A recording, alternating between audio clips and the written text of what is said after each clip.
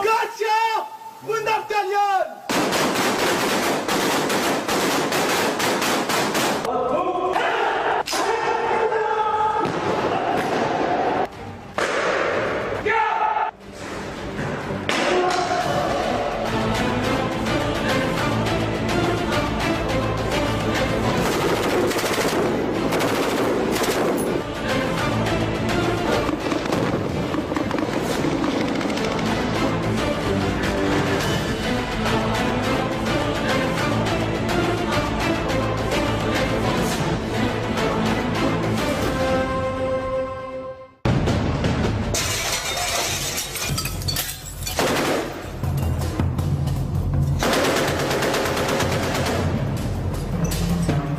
बिस्मिल्लाहिर्रहमानिर्रहीम, अस्सलाम वालेकुम नाज़रीन। आप आज तकरार का स्पेशल प्रोग्राम देख रहे हैं।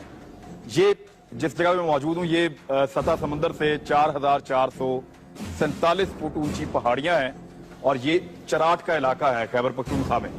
अब मेरे पीछे आपको जो ये खंजर नजर आ रहा है बहुत बड़ा, ये जो लोग थोड़ा सा भी फोर्सेस को जानते हैं या जिनको दिलचस्पी है आर्म फोर्सेस में, उनको बड़ा क्लियर पता है कि ये SSG का निशान है, यानी जो पाकिस्तान की बेस्ट कमांडो फोर्स है ये उसका निशान है। और पूरी दुनिया की बल्कि कहा जाता है कि ये बेहतरीन पूरी दुनिया के सोल्जर्स हैं, बेहतरीन कमांडोज हैं SSG के पाकिस्तान के।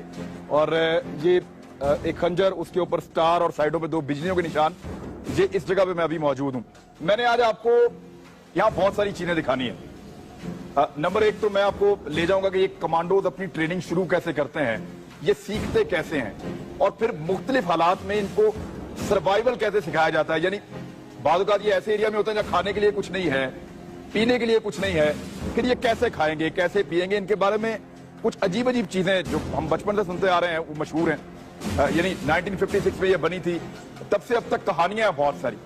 लोग इन कमांडोज के बारे में सही तरह नहीं जानते, उनको पता नहीं है कि ये मुश्किल हालात में सर्वाइवल के लिए क्या कुछ करते हैं।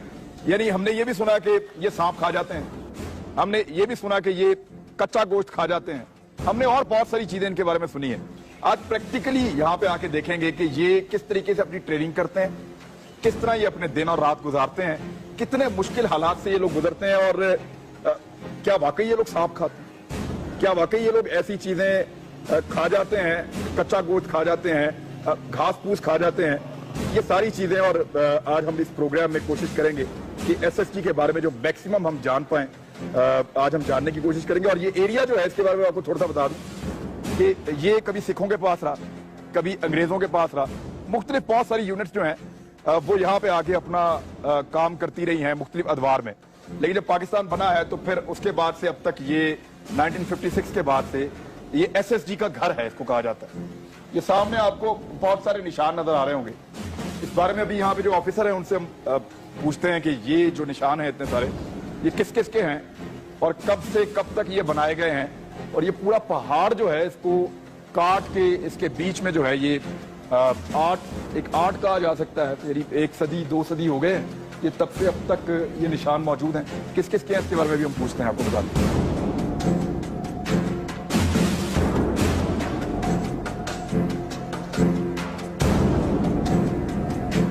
नाज़रीन, मेरे साथ अब मेजर नासिर मौजूद हैं। वो यहाँ पे सर कब से आप? पिछले 9 ईयर से मैं यहाँ पर मौजूद हूँ।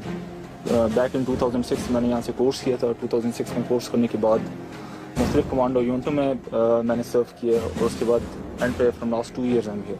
ठीक है, अब इस एरिया के बारे में आप बहुत अच्छा बता सकते हैं। ये इतने सारे मॉन्यूमेंट्स बने हुए हैं, ये हाथ से बनाए सर लोगों ने? बिल्कुल, ये 1947 से पहले की बात है, जब जिस तरह आपने अर्ज किया कि सिख थे यहाँ पर। सिखों से पहले बस अंग्रेज यहाँ पर आए थे, उनकी राज थी यहाँ पर, ठीक है। तो उनके मुख्तलिफ किस्म की बटालियंस हैं जिन्होंने जब यहाँ पे स्टे किया तो यहाँ से जाने के बाद उन्होंने मुख्तलिफ किस्म के मोनोग्राम्स यहाँ पे अपने नस्ब किए ताकि आने वाली यूनिटों को कम से कम क्लियर हो जाए कि यहाँ पर वो यूनिटें जाके रह के गई हैं यहाँ से। और इसके अलावा उनकी यहाँ पर मजीद बैरक्स वगैरह हैं हमारे पास जिन पे मजीद इस तरह के निशानात हैं। ये जो भी आप देख रहे हैं आपके सामने, इस तरह के मजीद मोनोग्राम्स हमारे पास और भी मौजूद हैं यहाँ पर। तो 1947 के बाद जब 1956 में SSG रेज हुई तो उसके बाद SSG के 2 मोनोग्राम्स हमने जाके एनग्रेव किए हैं यहाँ पर। अच्छा, ये जिस जगह पे हम मौजूद हैं नाज़रीन, यहाँ पे ट्रेनिंग का आगाज होता है। यानी यहां पता चल जाता है कि जो आदमी फौजी यहां पे आया है वो एसएसजी कमांडो बन पाएगा या नहीं बन पाएगा। बड़ी सख्त ट्रेनिंग है, पता चल जाता है कि वो कितना देर तक सरवाइव कर सकता है मुश्किल हालात में, कितना ज्यादा वॉक कर सकता है, कितना ज्यादा ऊपर चढ़ाइयां चढ़ सकता है, कितना वेट उठा के चल सकता है। ये सारी चीजें यहीं पे तकरीबन पता चल जाती हैं, एवेल्युएशन हो जाती है और फिर इससे भी आगे बढ़ते हैं सोल्जर, क्योंकि मेरे को ट्रेनिंग भी दिखानी है आगे चल के।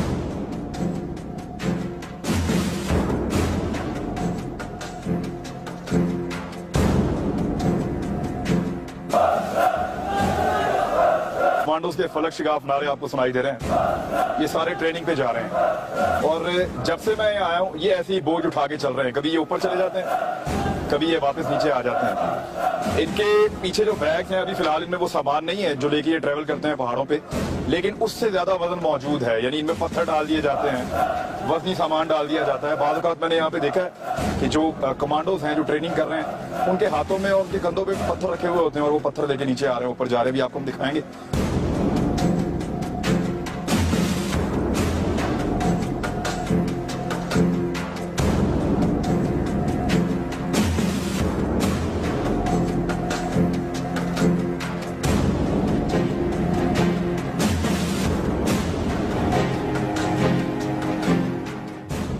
ये इस वक्त नाज़रीन मैं जहां पे मौजूद हूं, ये एक बड़ी लंबी चट्टान है, जैसे पूरी एक चोटी बनी हुई है ऊपर पहाड़ की, और इसको तैयार किया है यहाँ एसएसजी वालों ने रिपेलिंग के लिए। रिपेलिंग अब मैं आसान जुबान में आपको थोड़ा सा बताता हूँ। ऊपर आपको सोल्जर नजर आ रहे होंगे, बिल्कुल छोटे छोटे कमांडोज आपको बिल्कुल दूर से नजर आ रहे होंगे, ऊपर मौजूद हैं। और ये रस्सियां भी आपको नजर आ रही हैं। ये इन रस्सियों से बड़ी स्पीड में नीचे आएंगे और रास्ते में ये जो खिड़कियां आपको नजर आ रही हैं इनमें वो अटैक करेंगे और इसके अंदर अगर दुश्मन मौजूद है तो उसके ऊपर अटैक करेंगे। ये बड़ा इंपॉर्टेंट एक एक्सरसाइज होती है कमांडोज की, जो हमने नॉर्थ एरियाज में जो ऑपरेशन हुए हैं पाकिस्तान में, नॉर्दर्न एरियाज में जैसे वजीरिस्तान में, स्वात में, यहाँ ये टेक्निक जो है इसको बहुत इस्तेमाल किया गया, ये बहुत काम आती है।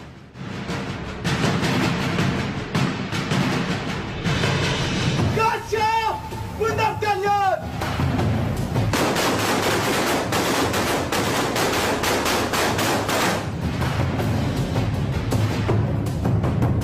ये बड़ी खामोशी से इस वक्त कमांडोज नीचे आ रहे हैं नाज़रीन, ये आप देख रहे हैं। अब ये बिल्कुल खामोशी से नीचे आएंगे अपने टारगेट के पास। इस तरीके में ना ये स्पीड में आते हैं ना ये फायरिंग करते हुए आते हैं। ये है कमांडो एक्शन, किसी को पता भी नहीं चलेगा और ये अपने टारगेट पे पहुंच भी जाएंगे। मुश्किल चट्टानें हैं, बिल्कुल स्ट्रेट, और एक रस्सी है सिर्फ जिसके सहारे इन्होंने नीचे आना है।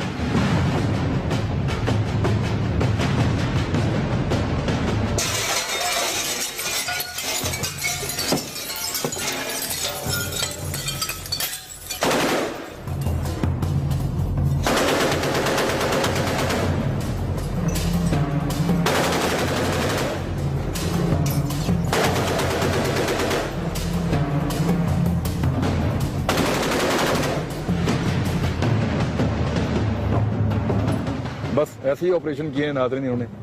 ये लाइव ऑपरेशन तो आपने नहीं देखा, लेकिन इसी तरह से वजीरिस्तान में, इसी तरह से जहां जहां फोर्सेस जाती हैं ऑपरेशन करने के लिए,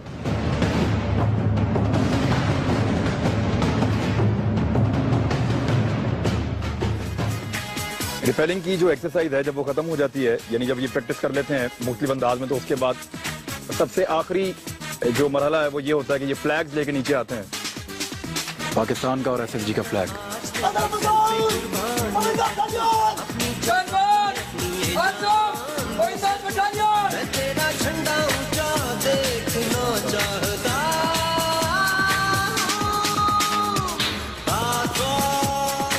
जमीन पे इतनी तेज नहीं भागता जितना ये चट्टानों पे भागता।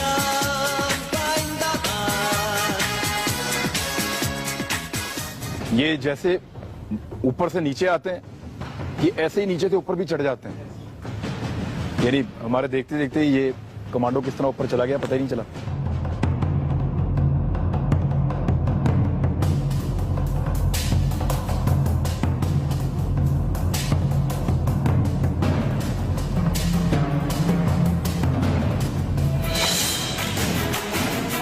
अफसर किस तरफ जा रहे हैं? अभी हमने यहाँ से सीधा जूडो का डेमो देखने के लिए जाना है और वहाँ पर हमारे कुछ ऐसे नए जवान हैं जिन्होंने स्पेशल ऑपरेशन स्कूल में रिपोर्ट किया और उसके बाद हम उनको जूडो के लिए ट्रेन करा रहे हैं। जूडो या आसान उनकी नई ट्रेनिंग शुरू हुई। जी बिल्कुल, जूडो या आसान अल्फाज में अनआर्म कॉम्बैट उनको दिखाएंगे या सेल्फ डिफेंस।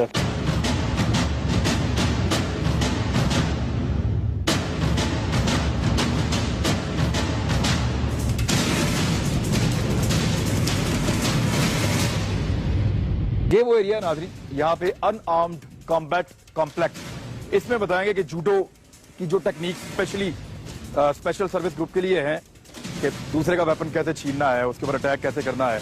आपके पास अगर हथियार नहीं है तो आप किस तरह अपना डिफेंस कर सकते हैं मुश्किल हालात में।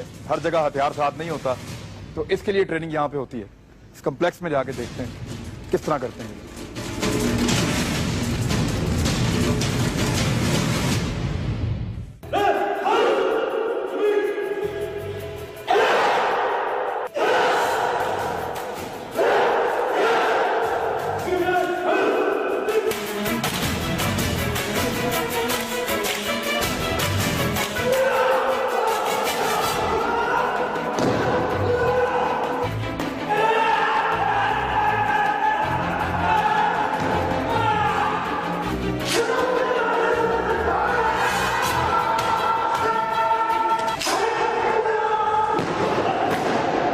से हथियार कैसे छीनना, ये उसकी प्रैक्टिस है।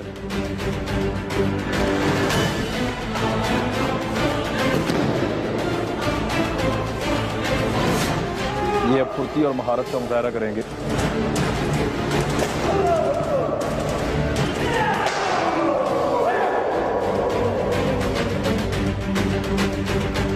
अनआर्म्ड एक कमांडो जो है वो किस तरह अपने हरीफ को काबू करता है, वो आपने सारा मुजाहरा देखा। ताकत का मुजाहरा आपने अलग देखा। तो ये कोचिंग कर रहे हैं यहाँ पे। रज़ा मोहम्मद साहब, आप कहाँ से हैं? सिंध से। अच्छा, माशाल्लाह, सिंध से हैं आप। अच्छा, मैं एक चीज देख रहा था कि हर कमांडो की अपनी अपनी अलग स्पेशलिटी है, जितना मुझे समझ आया। यानी आप एक घूम के कलाबाजी के साथ एक किक मारते हैं। वो जो आप घूम के किक मारते हैं कलाबाजी के साथ, वो मुझे ऐसा लगा जैसे आपकी एक खसूसियत है जो बाकी सारे नहीं कर सकते। नहीं सर, यहाँ पर ये सारे करते हैं, सारे करते हैं, लेकिन हर एक का अपनी अपनी महारत अलग चीज में ज्यादा या कम होती है। यहाँ पर बात दरअसल ये है कि हर बंदा हर चीज जानता है और दुनिया का बेहतरीन ये मार्शल आर्ट टीम है कि यहाँ पर स्पेशल फोर्स के लोग आते हैं हमारे पास। हम उनको जो वो हमें देखते हैं और परेशान हो जाते हैं कि इतना जो हमारे पास है, कम अरसे में, दुनिया में कम अरसे में हम यहाँ पर ट्रेनिंग करते हैं, यानी कि मास्टर बनता है यहाँ पर। ये कितनी देर में आप लोगों ने ट्रेनिंग की? हमने 12 हफ्ते का।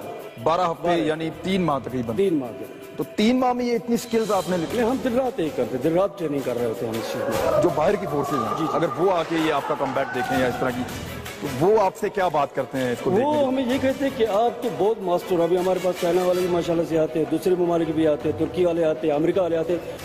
आपके सामने अगर दुश्मन खड़ा है तो उसको कितना टाइम आपको मैक्सिमम लगता है उसको गिराने में? हम अगर नजदीक हम 2-3 सेकंड में बंदे को गिरा दे। एक ही सेकंड में पल झपट, यानी कि एक ही सेकंड में ज्यादा मुझको ढेर पड़ा। एक ही सेकंड यानी माइक्रो सेकंड के हिसाब से।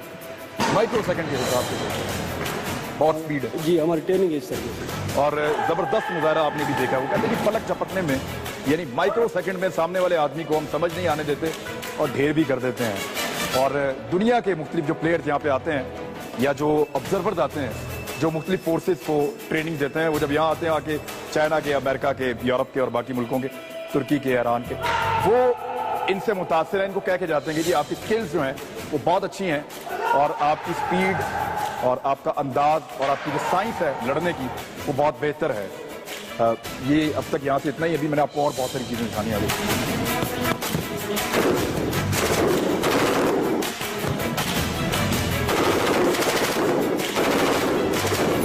नाज़रीन, ये यहाँ पे सांप है। ये आप पहली दफा देखेंगे कि ये एसएसजी कमांडोज सब कहते हैं सांप खा लेते हैं, मेंढक खा लेते हैं, दांतों से खरगोश दिवा कर देते हैं।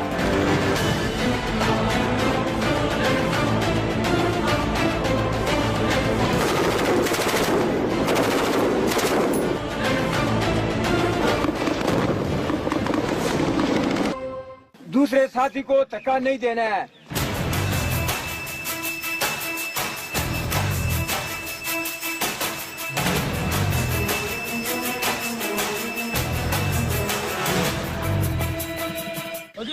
Back front kick.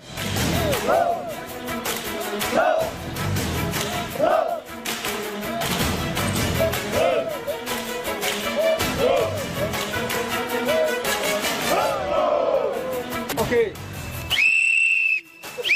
रेडी सभी शाह साहब इधर सीधे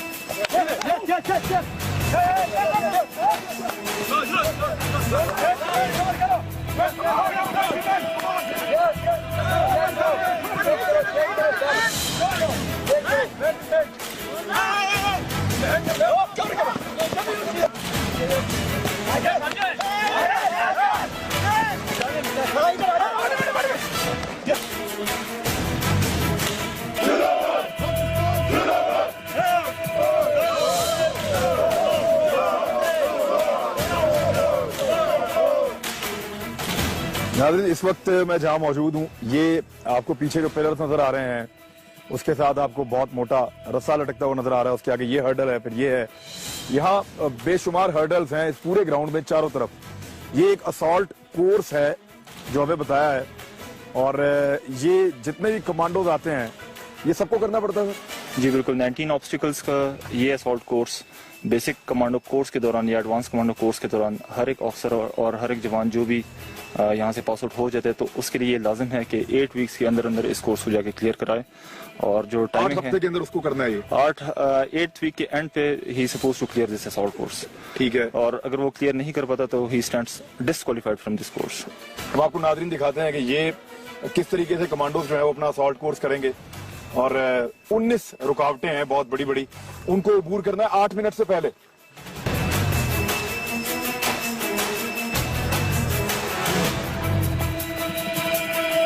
वाह, ये शानदार है, जबरदस्त।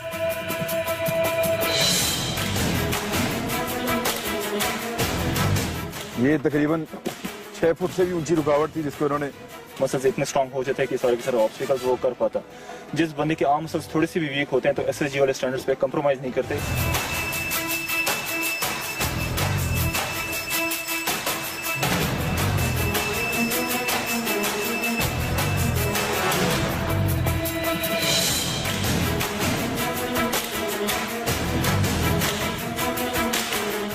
इसके ऊपर चल रहे हैं, देखो ये बिल्कुल एक पतली सी दीवार के ऊपर चलते हुए आगे आ रहे हैं। 9 रुकावटें कमांडोज ने अबूर की हैं, और अब ये 10वीं रुकावट है।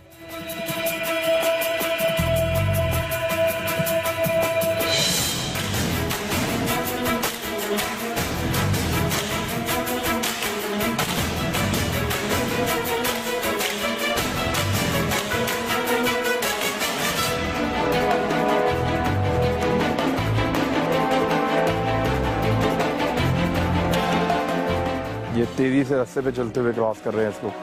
एक कमांडो को किसी भी तरह की सूरत का सामना करना पड़ सकता है अपने जॉब के दौरान, अपने काम के दौरान, तो वो हर तरह से ट्रेंड होना चाहिए कि बारीक पाइप में से कैसे गुजरना है, तार पे कैसे चलना है, दीवार पे कैसे चलना है, ऊंची जगहों से कैसे उतरना है, रस्से की मदद से कैसे किसी चीज को क्रॉस करना है, लंबे जंप कैसे करने हैं।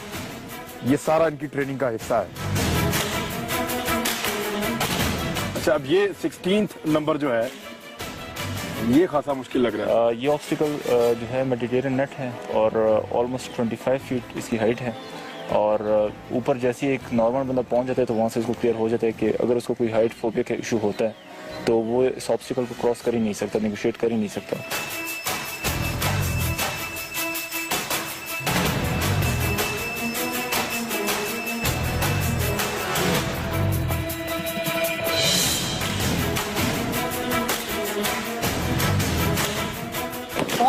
सेकंड 5:20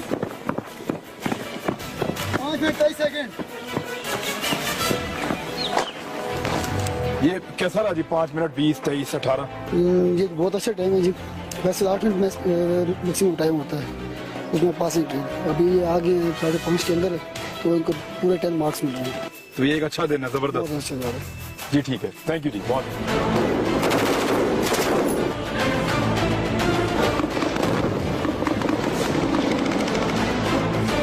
जी नाज़रीन, ये जो जगह है जहां अभी हम पहुंचे हैं, ये यहाँ पे एसएसजी कमांडोज जो है वो अपनी फायरिंग की प्रैक्टिस करते हैं। ये सामने रेंज है और वहां पे मुख्तलिफ टारगेट्स हैं, और वहां एक दहशतगर्दों का कंपाउंड बनाया गया है जिसको टेक ओवर करना होता है कमांडोज ने।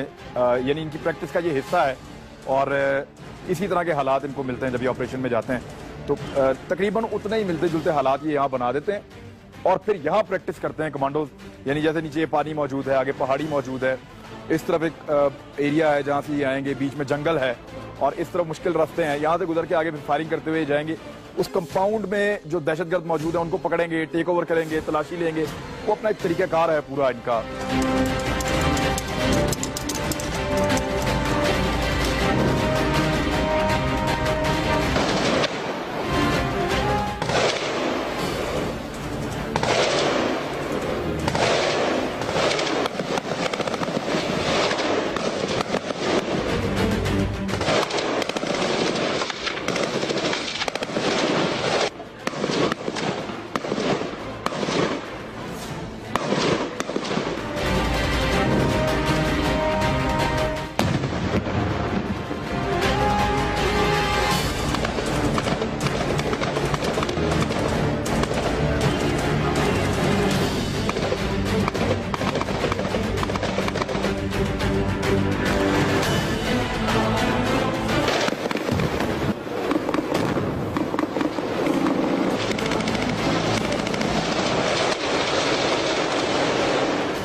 नाज़रीन, ये यहाँ पे सांप है, ये आप पहली दफा देखेंगे कि ये एसएसजी कमांडोज सब कहते हैं सांप खा लेते हैं, मेंढक खा लेते हैं। कितने मिनट लेट थे आप? हम 3 मिनट लेट। ये क्या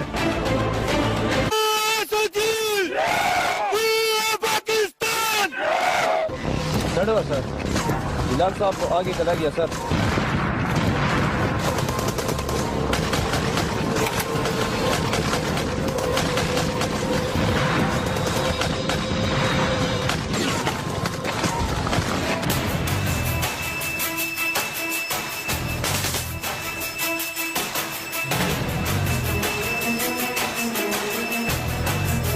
नाज़रीन, ये सारे एसएसजी कमांडोज हैं और इनकी जो पहचान है वो इनका काम है। पूरी दुनिया में ये पॉपुलर हैं और इनको दुनिया का बेस्ट कमांडो कहा जाता है। यानी हमें ये इम्तियाज हासिल है अगर हम ये कहते हैं हमारी ISI बहुत अच्छी है, पाकिस्तान की और कुछ चीज़ें हम बड़े फख्र से बताते हैं कि ये अच्छी हैं, तो उनमें जो हमारी फोर्सेज में जो बेस्ट लोग हैं वो ये एसएसजी कमांडोज हैं। मेरे आसपास आपको चारों तरफ नजर आ रहे हैं इस वक्त, और आज मैं ईडी के साथ प्रोग्राम कर रहा था, इन लोगों से बातें करने का मौका मिला। आप जनाब मुझे ये बताएं कि जहाँ ट्रेनिंग में मजा आता है या कोई जो लाइव एक्शन है या ऑपरेशन है उसमें क्या सूरत हाल होती है? ट्रेनिंग में हम सीखते हैं लाइव एक्शन के ऊपर, इसके ऊपर अमल करते हैं और उसको जो है ना अमली जाना पहनाते हैं उधर ही, क्योंकि हमारा हम ट्रेनिंग उस चीज के लिए करते हैं जिधर हमने जाके जो है ना इसको। अच्छा, लाइव एक्शन में वो ट्रेनिंग कितने काम आती है आपकी? है ट्रेनिंग काम सारी आती है, जितना पसीना उधर बहाओगे उतना उधर खून बचाओगे। अच्छा, वेरी गुड, ये जबरदस्त है जी। जितना यहाँ पसीना बहा देंगे उतना उधर खून बचा लेंगे। सर आप मेरे करीब आ जाते हैं जरा थोड़ा सा। आप मुझे सीनियर मुझे लग रहे हैं आदिल सर, ऑपरेशन किए हैं आपने? अल्हम्दुलिल्लाह मैक्सिमम लाइफ हमारे ऑपरेशन में गुजरी है। अच्छा जी, तो कैसा लगता है सर यहाँ ट्रेनिंग करते हुए? तो आपको ये पता होता है कि मेरी जान को वो खतरा नहीं है। जब आप ऑपरेशन में जाते हैं तो फिर आपको ये पता नहीं होता कि अब किस वक्त क्या हो जाएगा, तो कितना मुख्तलिफ होता है वो यहाँ से? लाजमी बात है कि जब आप लाइव ऑपरेशन में लाइव जा रहे होते हैं तो वहाँ पर तो कोई थोड़ी सिचुएशन और होती है, बंदे पर प्रेशर होता है, सब कुछ होता है। लेकिन स्पेशल फोर्स होने के नाते से अल्हम्दुलिल्लाह हमारे लोग इतने वेल ट्रेंड हैं कि जब हम वहाँ पर ऑपरेशन एरिया के अंदर जब मूव कर रहे होते हैं तो इंशाल्लाह हमें अपने मुल्क का, अपनी यानी मादर वतन की यानी सलामती और हिफाजत के लिए हमें अपनी जान कुछ फील नहीं होती है। हम अपने घर बच्चे सब कुछ भूल जाते हैं, हमें सिर्फ अपना मिशन, अपना मकसद याद होता है।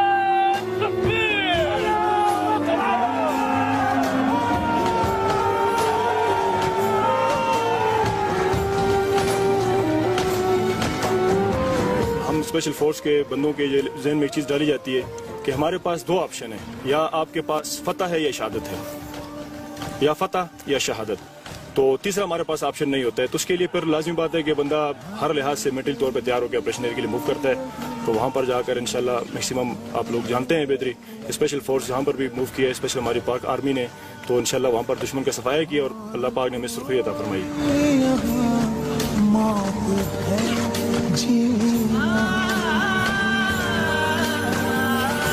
जिन लोगों के पास दिल है उनको समझ आएगी, ये दिमाग से समझने वाली बात नहीं है कि एक आदमी वेपन उठा के अपनी जान खतरे में डाल दे।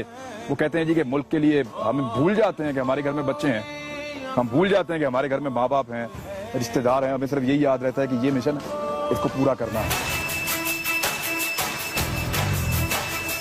अच्छा, मैं ये चाहता हूं कि आप लोग यहाँ पे हैं, लंबे अरसे से ड्यूटी कर रहे हैं, तो घर वालों से भी कोई बातचीत कर लें। घर में कौन कौन है भाईजान आपके?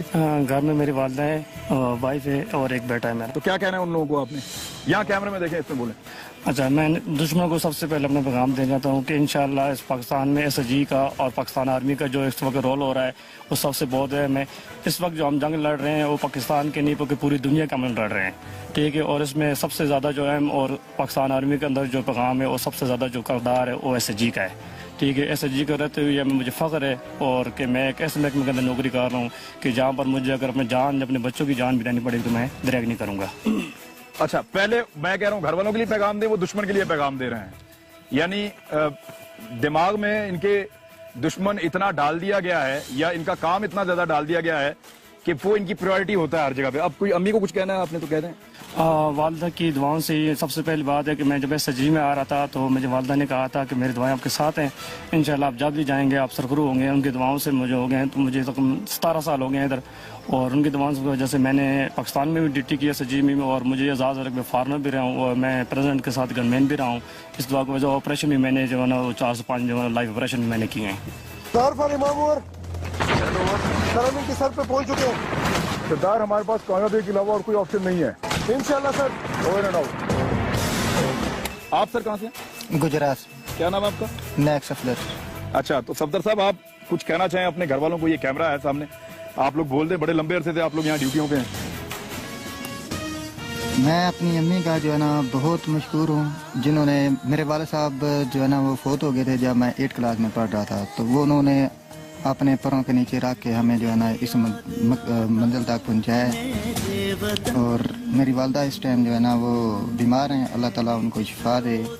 और अगर वो जो है ना हमें देख रही हैं तो हमारे लिए भी दुआ करें। मेरी माँ ने कहा था मुझे चूम कर,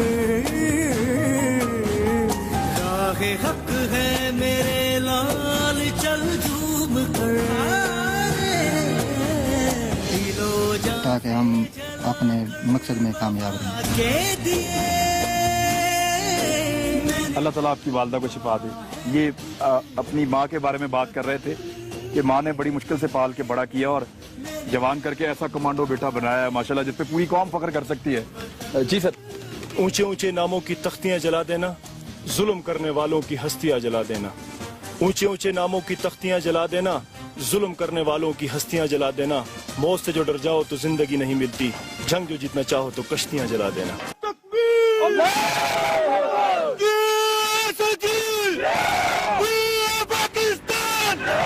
नाज़रीन, ये यहाँ पे सांप है, ये आप पहली दफा देखेंगे कि ये SSG कमांडोज सब कहते हैं सांप खा लेते हैं, मेंढक खा लेते हैं।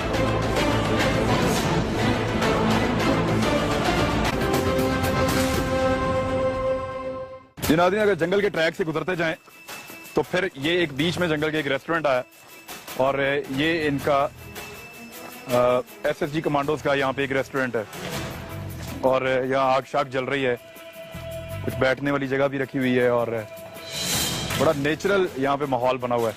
ये गालिबन मेन्यू है इनका और मेन्यू में जो है वो स्पेशलिटीज जो इनकी हैं वो जो खास चीजें ये बनाते हैं वो बॉइल्ड एग्स और पोटैटोज, फ्रॉग लेग्स हैं। ये मेंढक की टांगे बनाते हैं सर? मेंढक की टांगे? पूरा मेंढक भी बना रोस्ट, मेंढक को रोस्ट करते हैं। ये कौन रोस्ट करता है? ये नहीं रोस्ट। आप मेंढक रोस्ट कर देते हैं? सब कुछ करते हैं। ये लिखा हुआ है जी, frog leg roast. Leg roast. Yes. ये फ्रॉग को आप उसकी टांगों को रोस्ट कर देते हैं? बस ज़बह कर देते हैं। और इसमें जहर नहीं होता? कुछ मेंढक होते हैं वो जहरीले होते हैं और कुछ होते हैं वो थोड़े नॉर्मल होते हैं। ये यहाँ खा लेते हैं लड़के आराम से? हाँ, ये खा लेते हैं। ये शुरू से खाते हैं या ये ट्रेनिंग में हम उनको दे देते हैं ताकि बता के खिलाते हैं कि ये मेंढक है जो तुम खा रहे हो? जब खत्म हो जाए ताकि वक्त जरूरत तो वो उसके जहन में हो कि मैंने ये पहले इस्तेमाल किया तो अभी भी इस्तेमाल करेंगे। ये नाज़रीन अपने सर्वाइवल के लिए जब ये फंस जाते हैं ऐसे एरिया में जहाँ खाने पीने के लिए ना मिल रहा हो तो वहाँ मेंढक भी खा सकते हैं और सांप भी खा सकते हैं। और उनकी झिझक खत्म करने के लिए फौजियों की कि वो मुश्किल हालात में जाके झिझके नहीं मेंढक खाते हुए, सांप खाते हुए, तो उनको वो यहाँ पे काट काट के खिलाते हैं ताकि उनको आदत पड़ जाए। तो यहाँ पे अभी मेंढक रखे हुए हैं आपने, कुछ सांप वाप? मेंढक तो अवेलेबल नहीं है, सांप है। अच्छा, सांप नाजरीन यहाँ पे इनके पास है। ये रेटल स्नेक है, ये कौन सा सांप है? वाइपर है, वाइपर। वाइपर है? यस। जहरीला सांप है? जहरीला सांप है? ये जहरीला सांप है। ये बिल्कुल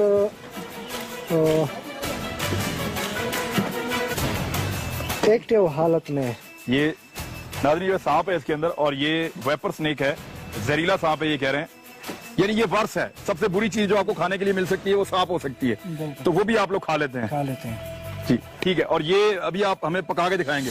पका के दिखाएंगे, और बड़ा टेस्टी होता है, जिस तरह मछली होता है, मछली खूब मछली की टेस्टी। अब सांप भी टेस्टी होता है? बहुत टेस्टी। अच्छा नाज़रीन, ये यहाँ पे सांप है और वो कह रहे हैं जी ये पका के दिखाएंगे। आप पहली दफा देखेंगे कि ये SSG कमांडोज सब कहते हैं सांप खा लेते हैं, मेंढक खा लेते हैं, दांतों से खरगोश दिबा कर देते हैं, दांतों से मुर्गी दिबा कर देते हैं, उसको पका के ऐसे ही खा जाते हैं। इनको छुरी भी नहीं चाहिए होती बाद हालात में, और ये परिंदे, बर्ड्स, ये वो ऐसे ही खाते रहते हैं जंगल में। जब ये कहीं फंस जाते हैं तो उसका डेमो करके हमें यहाँ पे दिखाएंगे आज।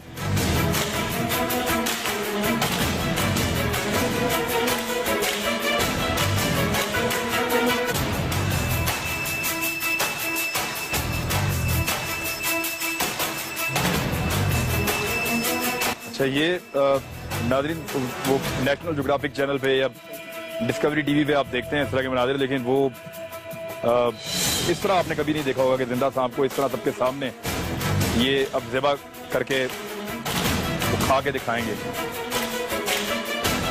ये सांप को बीच में से काट दिया इन्होंने, सर अलग कर दिया, अभी भी उसका सर भी मूव कर रहा है, अभी तक मूव कर रहा है।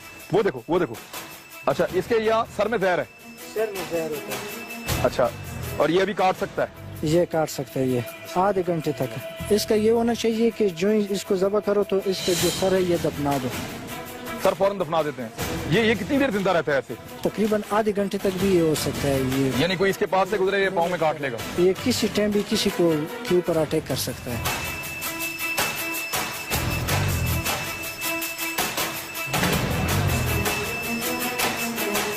अब उसकी खाल उतार रहे हैं सांप।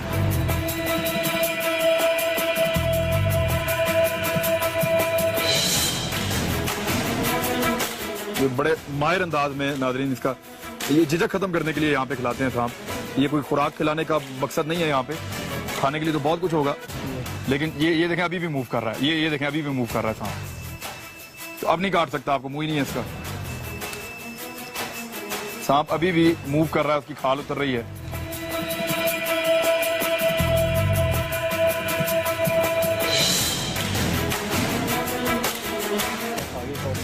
थोड़ा सा हिस्सा इसका, अच्छा आगे से और पीछे से, दो हिस्सों से काटते हैं इसको। जनाब ये होता है कि सर के बाद तकरीबन 2 इंच का हिस्सा और दुम पे कोई 2-1 इंच का हिस्सा जिसमें जहर होता है, उस पॉइंट को जनाब आप काट देते हैं, और बीच में जो इसके एक लॉन्ग इंटेस्टाइन होता है उसको आप इसे निकाल देते हैं। बाकी बिल्कुल ये सांप आपके सामने, it is as good as normal गोश्त, ठीक है। और इसको बारबेक्यू बनाकर आप आराम से खा सकते हैं भी। ये नरम गोश्त होता है? बिल्कुल नरम गोश्त। ये नाज़रीन आपने देख लिया, ये मैंने तो पहली दफा देखा है इस तरह से। कमांडो को सांप 2 मिनट लगे हैं उनको, उन्होंने उसका सर उतार के अलग किया, वो सर भी हिल रहा है।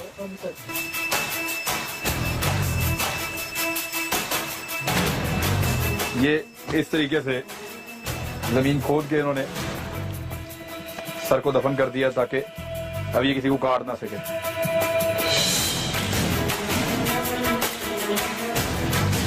ये अगर खंजर ना हो आपके पास तो ये दांतों से भी करते हैं ये काम? दांतों से तो शायद ना करें, पत्थर से करते हैं। पत्थर को आपस में टकरा दो तो उससे वो तेज धार वाला जो पत्थर होता है मार दो और ज़बह हो जाएगा। अच्छा, अगर आपके पास खंजर नहीं है तो आप पत्थर लेके उससे पहले सर अलग कर देते हैं और उसके बाद दुम भी अलग कर देते हैं और फिर इसी तरह हाथ से खाल उतार देते हैं। खंजर के बगैर भी काम चलता है? खंजर के बगैर भी काम चलता है। ये नासिर साहब, ये ट्रेनिंग सारे कमांडोज की होती है? ये बड़ी जितने भी कमांडोज ने ये विंग लगाए हुए, ये जितने भी सिपाहियों ने यहाँ पर ये विंग लगाए हैं, वो सारे के सारे इस मरहले से गुजरे हैं। ये आपकी ट्रेनिंग का बुनियादी हिस्सा है। आपने भी लगाया हुआ? डेफिनेटली, मैंने भी ये काम शाम किए और मैंने औरों को कराए भी हैं।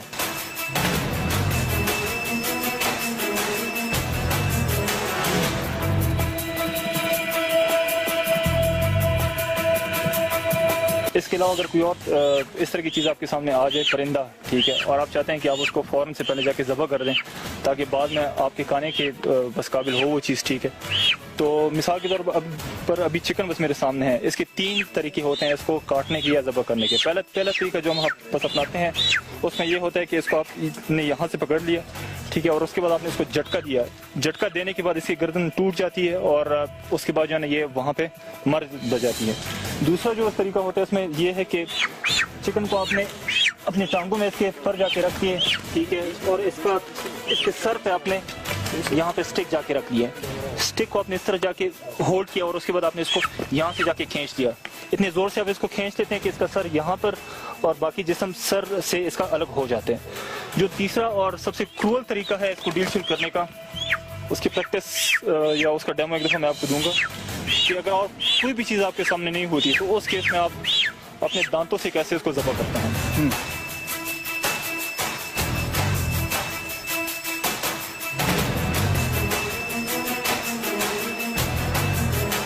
इस तरह आपने इसका सर इसके जिस्म से अलग कर लिया। इवन इसका खून भी बाद में आप जाके पी सकते हैं।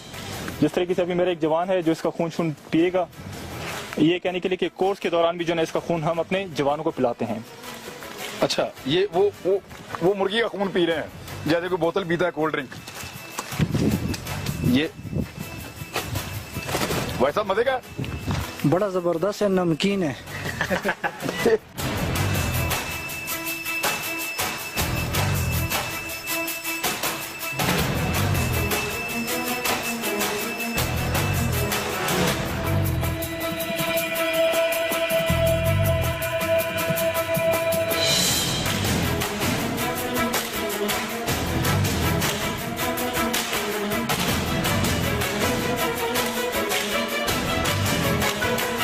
ये खुशकिस्मतों को मिलता है, हर बंदे को नहीं मिलता है ये। अस्सलाम वालेकुम, आप देख रहे हैं आज जी। Friendly fire. They're gonna start realizing, okay, I'm being shot at right now. I need to be able to defeat that enemy force before he gets me first, and they start really learning about how to work as a team. The instructor spots soldiers in the rear firing directly into the men in front. He designates the front soldiers as killed in action. You're dead. Yeah, you're dead. You're both dead. Die. With no awareness of who's moving where, it doesn't take long for the entire assault team to get taken out. Dead. You're dead. Saw gunner, assault this bunker. Only the machine gunner is left to complete the mission. I'm up, he sees me, I'm down.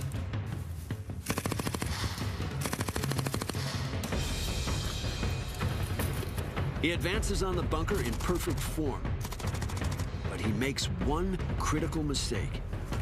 Just as he reaches the enemy bunker, he runs out of ammo.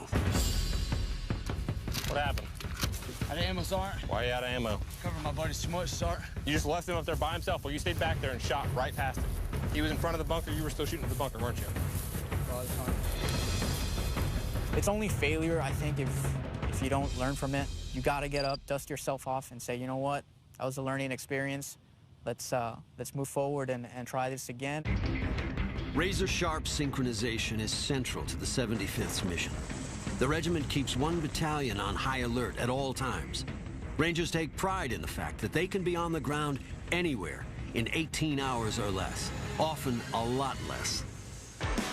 The key to response time is the airborne operation.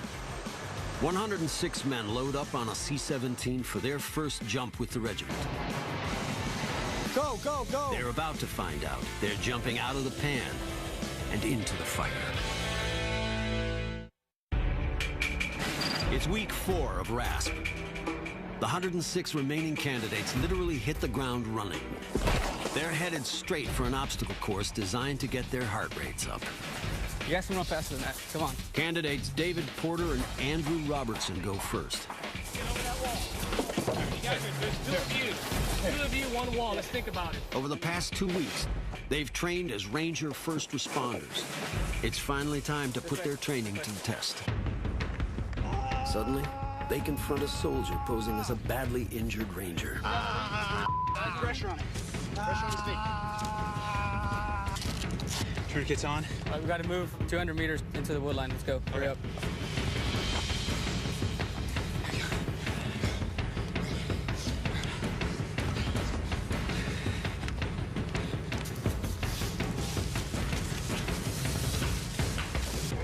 The team has 10 minutes to get the wounded man past all obstacles to the Medivac site while performing life-saving procedures.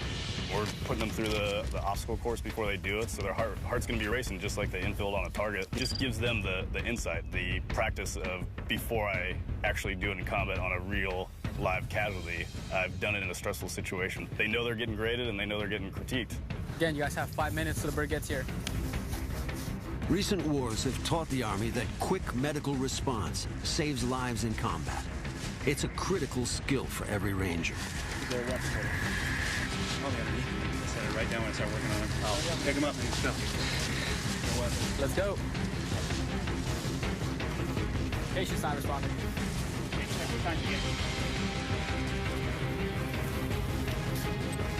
Distracted by fatigue and stress, Porter and Robertson fumble with the IV needle.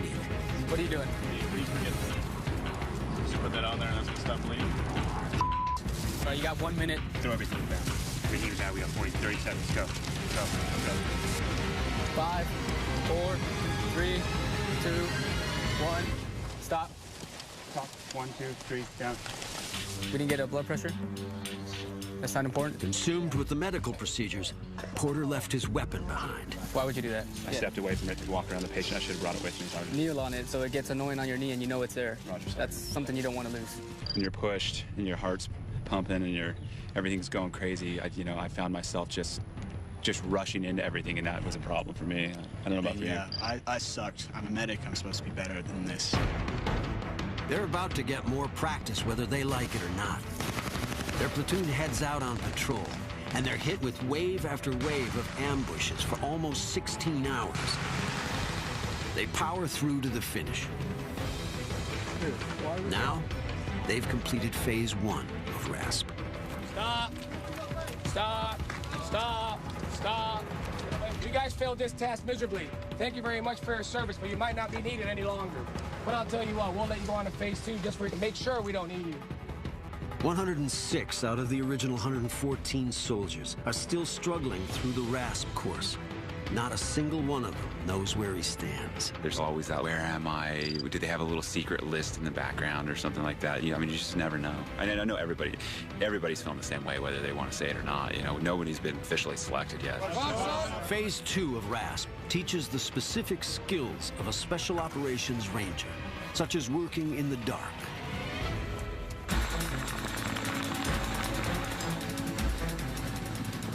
"95% of the combat raids conducted by the 75th Regiment happen at night. Teams must move under live fire through complex structures to capture an enemy. Night raids are extremely dangerous, but with night vision technology, darkness actually gives the Rangers an edge. Go, go, go! Week 5 of RASP. To get the candidates used to working in the dark, each man is equipped with state-of-the-art night vision optics. A lot of the missions to do at night, you have to be able to function completely under night vision devices. You can't use any kind of lights overseas, because then your enemy knows where you're at. Ranger candidates have to train their brains to interpret the images. If it seems like it's far away or it seems it's too close, you can't tell, which goes back to the depth perception. So there's a hole, you don't know how deep that hole is. The class heads out in a convoy, practicing driving in their high-tech equipment. Turn them back to the left. Turn back left. Okay, now go down the hill. After an hour, the men get a dose of the reality of war. The man in the back behind me. You're a gunshot wound to the chest. You got a sucking chest wound. Driver's side back. You're a gunshot wound to the right leg and you're in shock, okay? It's gonna get very loud very quickly here. Get out! Let's go! The situation has changed. A roadside bomb has hit a Humvee. That vehicle just got hit by an IED. That vehicle's on fire. You might want to get him out. Let's go! 2 wounded men need help. Private Oshner must now use his night optics to read coordinates and to call in a helicopter. Big dog 75.50. 75.70. 50. Line 2, big dog. How about a correction? Correction. Even with infrared lights, he's unable to see and work the radio. 75.50. Fire. Next one. Time is wasted. Next one. You call one now. Hurry up. Oshner is immediately replaced by another student. Let's stop this big dog. Line 1. 1, 2, 3, 4, 5, 6, 7, 8. Break. He works through it. Medevac is on the way.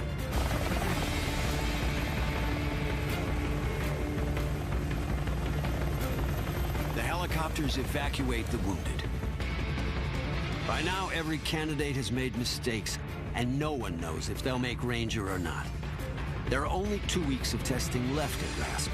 It's time for live ammo and live explosives. Make one wrong move now, and you're done for.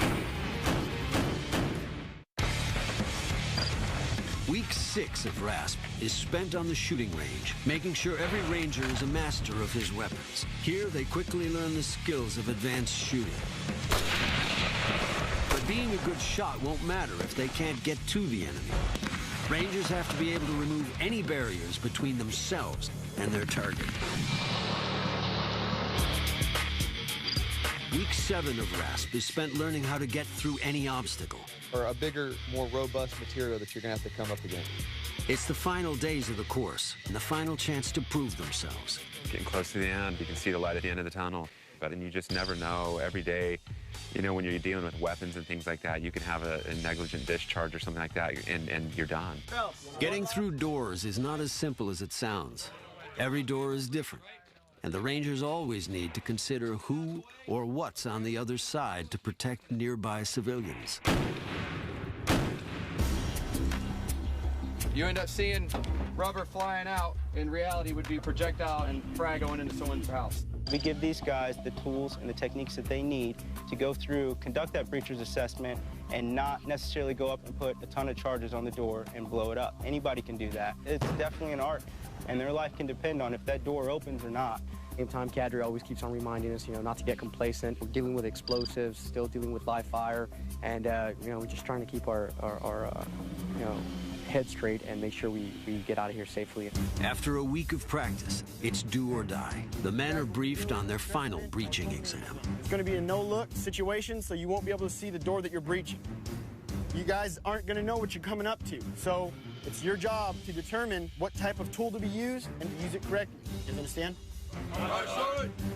The first squad prepares an assortment of breaching tools. Just as in combat, they have no idea what they're about to confront.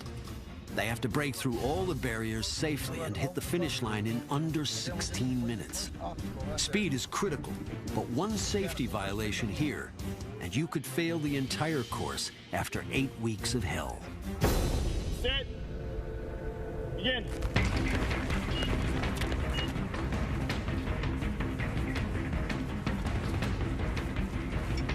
After a 1,000-yard run, they hit the first door. First door, first breacher. Let's go. Go. Candidate Mario Benalis is first in.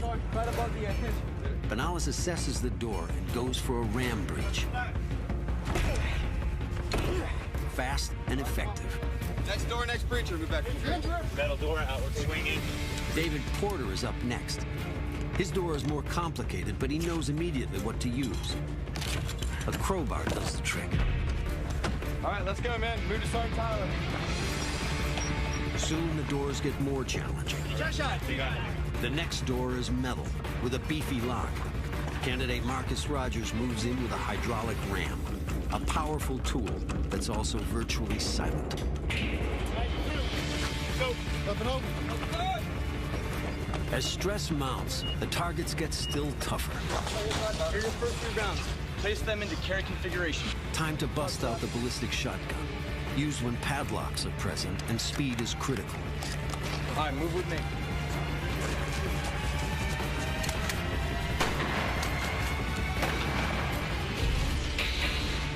Hey, get this thing up there. Hurry up, Emerson! All right, listen up, man. You've got 30 seconds. To complete 3 cuts. A combination of steel bars and metal sheeting requires multiple tools and teamwork. Porter cuts with a thermal torch, while his teammate hits the rebar with a power saw. The Broco torch, it's magnesium rods that burn up to 10,000 degrees, and it burns through steel just like butter. Oh, your rod's done. Let's go. One final door to bust through with explosives, and there's less than 3 minutes on the clock. All right, go ahead and place the charge.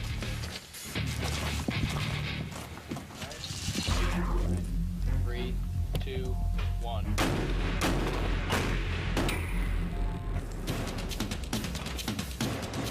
Finally, it's a mad dash to the finish line.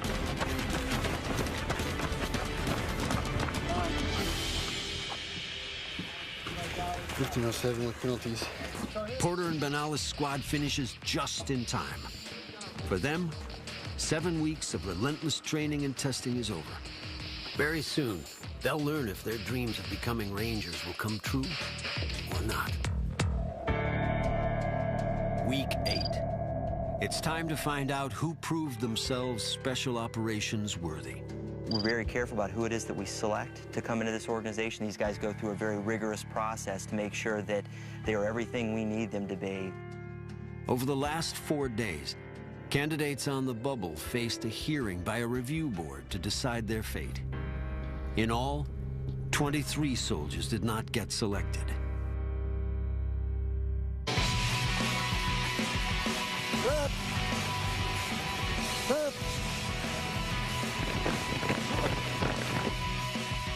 Today, 91 of the original 114 who started RASP now stand at graduation. Finally, the moment comes they've all worked so hard for. They put on the 75th Ranger Regiment's coveted tan berets and officially enter the select brotherhood of U.S. Special Operations. After 2 attempts, Private Mario Benales is now a proud member of the elite 75th Ranger Regiment. The biggest accomplishment I've done, just for the simple matter that it's not an issue of money, it's not an issue of, fame. It's the meaning behind it is so special, and it's just the sense of purpose. I feel great. I feel great being here. Specialist David Porter is called to the front of the formation. The honor graduate for the class is the Ranger whose overall performance was the highest during the course. For his sound judgment, technical competence, and high level of achievement, this award goes to Specialist David Porter. Porter's designation as honor graduate is the highest honor given at graduation. Don't give up. Just never give up. It sounds cliche and you hear it all the time, but really, at the end of the day, that's really what it is. I mean, you have lots of choices, lots of times throughout every day of the whole RASP program to give up, and every time you do, if you do, it starts beating you down. So if you just have that not quit mentality, you're going to do fine.